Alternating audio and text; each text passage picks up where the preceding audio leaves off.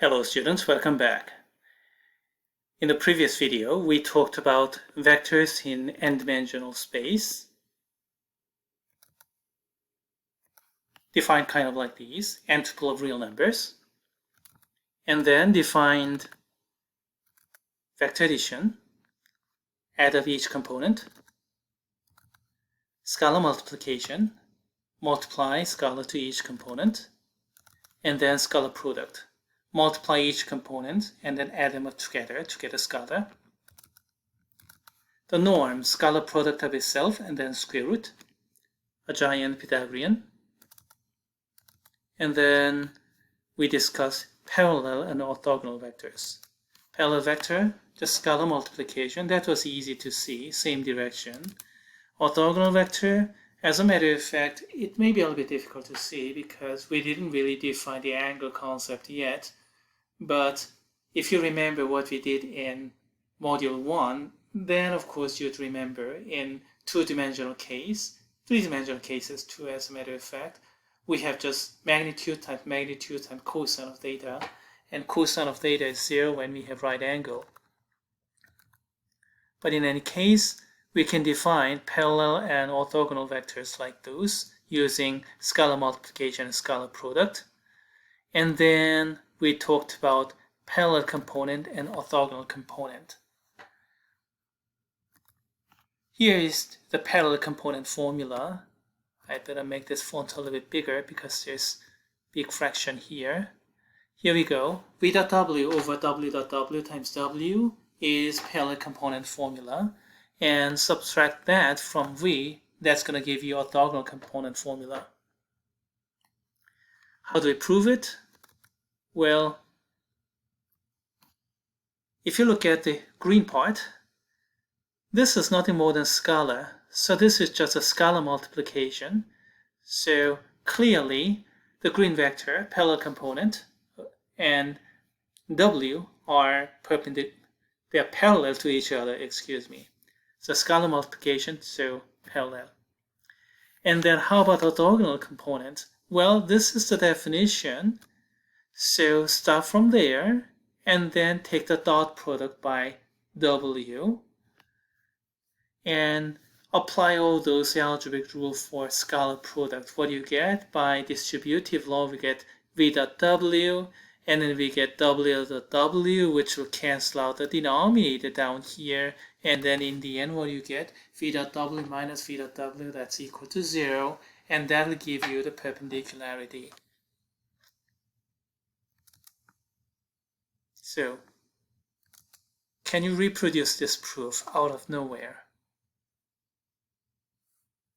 As a matter of fact, this shouldn't be too difficult. I mean, getting this formula is hard.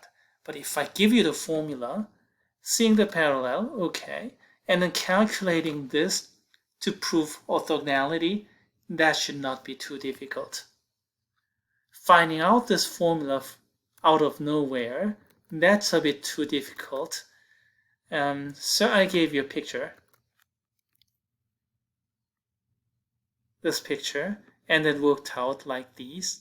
So you discover a certain formula for a special case where you can draw a picture, especially a two-dimensional case, and then see if that formula can be extended to arbitrary dimension, n dimension, or even infinite dimension, and then indeed it can be done by this kind of formula. That's mathematics.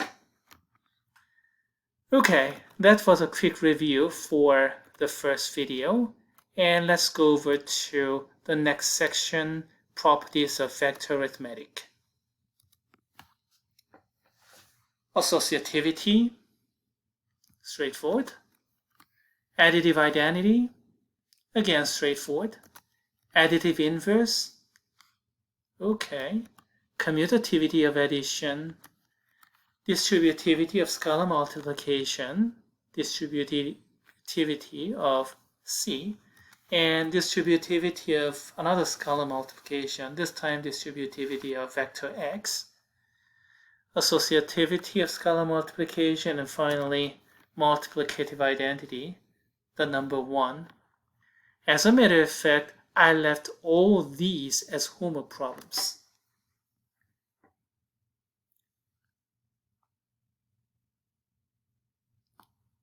Okay, how do you prove it? Well, let's do one of them. I'll leave the others as homework.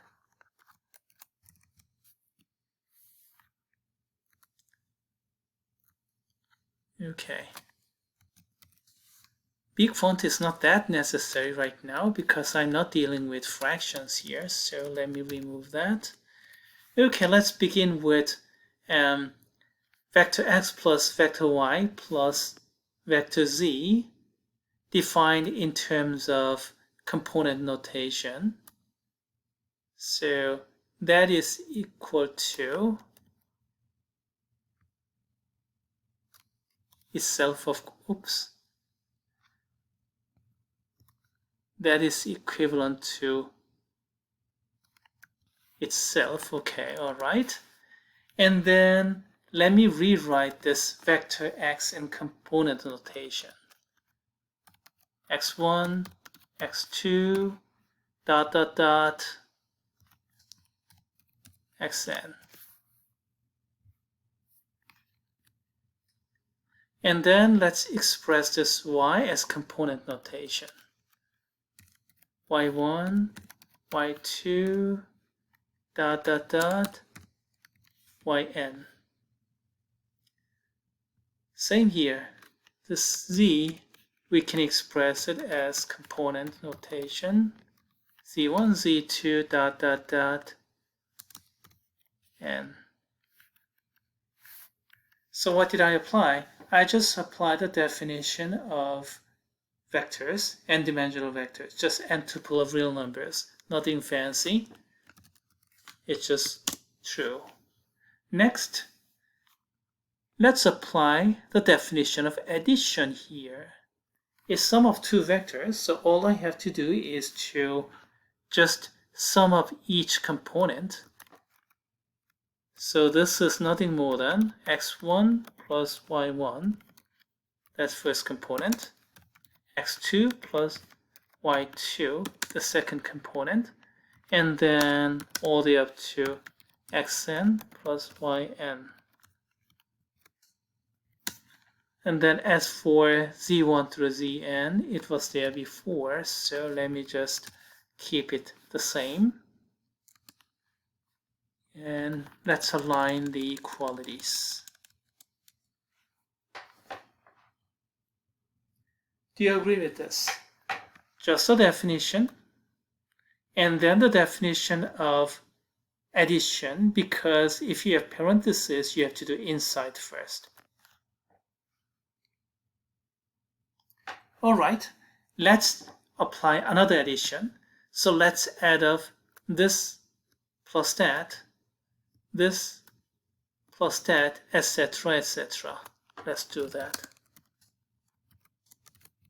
x1 plus y1 was there before, and then I just added z1.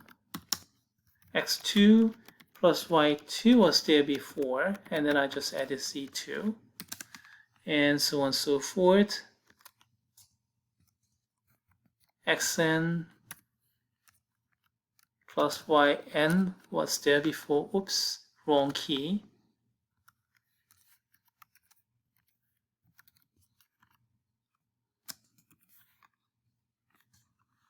And let's align the equalities again.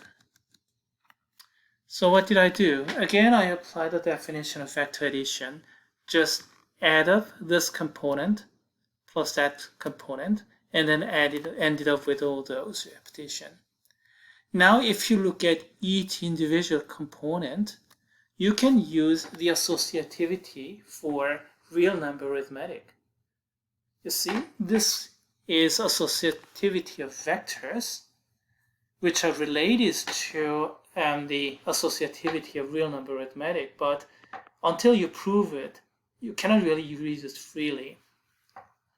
But real number arithmetic, well, that's given from the basic axioms, so we'll just use it.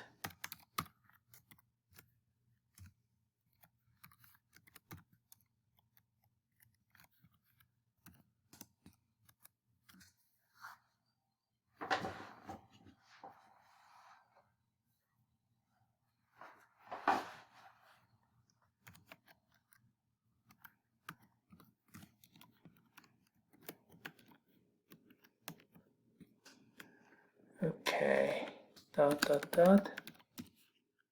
No, no parentheses.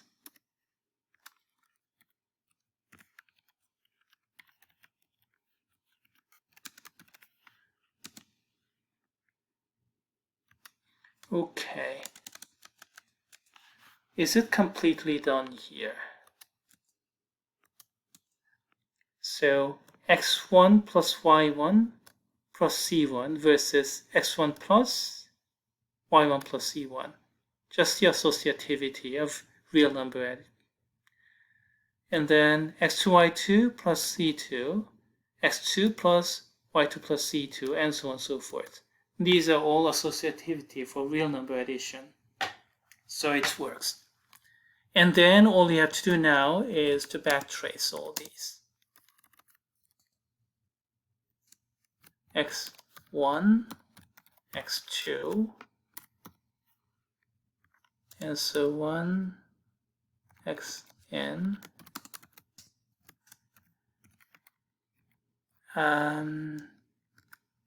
I clicked the wrong key.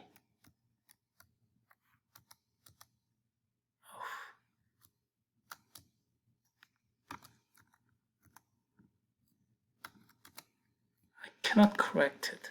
Okay, finally, sorry about that. Y1 plus z1.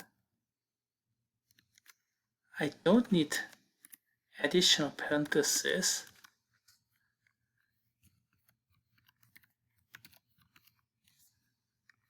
Then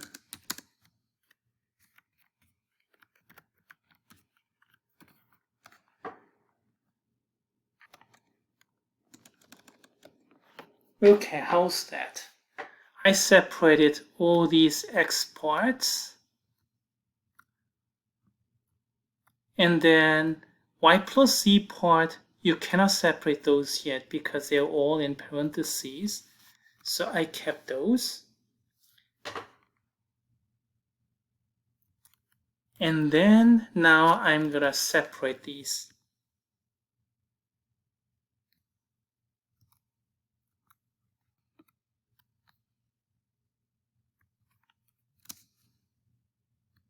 So that's y1, y2, and then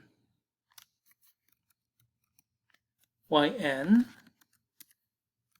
plus z1, z2,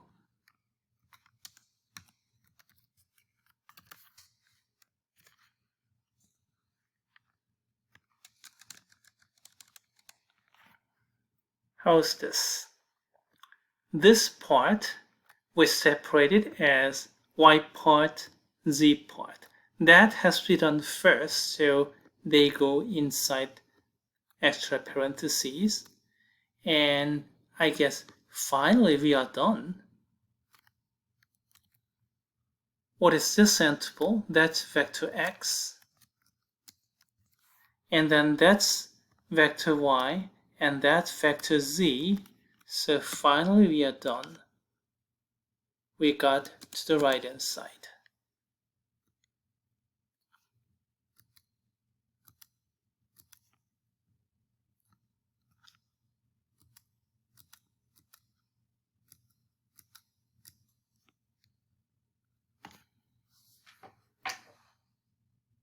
Okay, did you follow everything?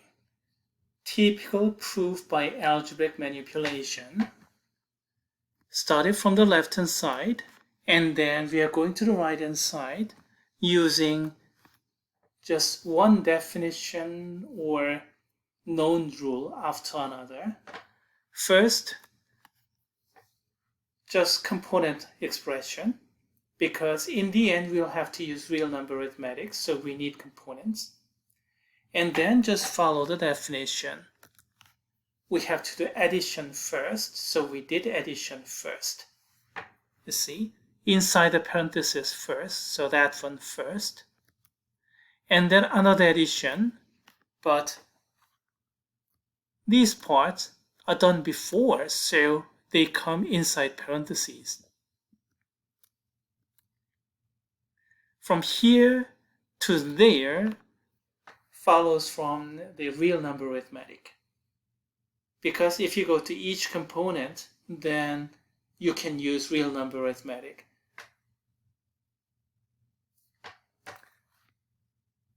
Next, we are just backtracing the previous step, another backtracing, and then backtracing all the way to the right-hand side. That completed the proof. Feel comfortable? Well, probably not.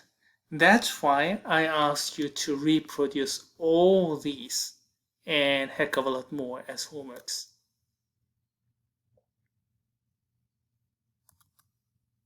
Well, we have a little bit of time left, so how about additive identity? Okay, let's prove that. Let's prove that. As a matter of fact, all you have to do is prove x plus O is equal to x. So we'll prove only this one.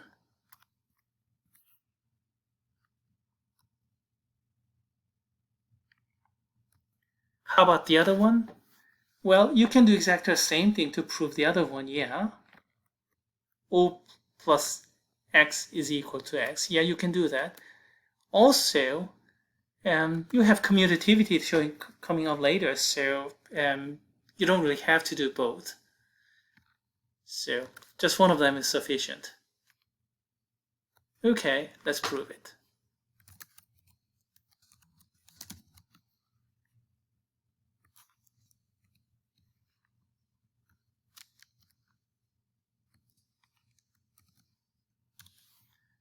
Okay, this is equivalent to x1, x2, dot, dot, dot, xn, right? Plus 0, 0, dot, dot, dot.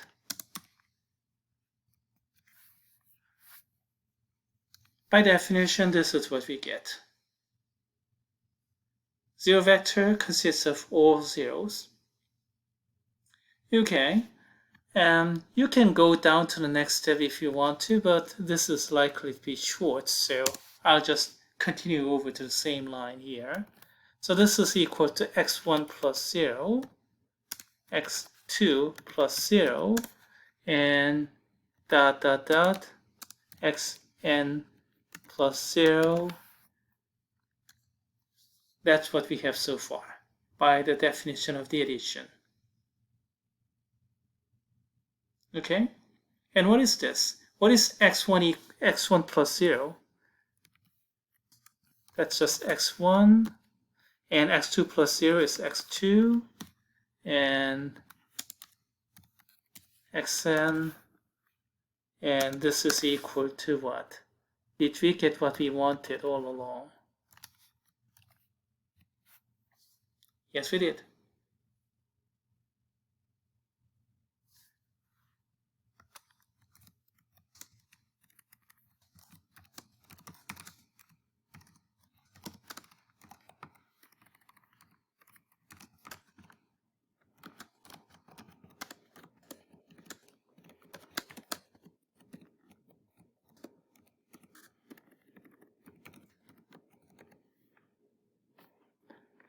Okay, it's okay to stop here. And for students, it's going to be okay to stop here. But I'm an instructor, so I want it to be perfect. So I just added one more. We just proved this is equal to that. We didn't do anything about the middle part.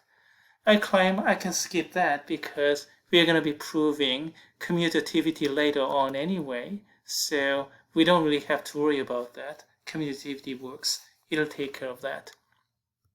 So that completes the proof. Compared with the previous proof, this is a heck of a lot easier.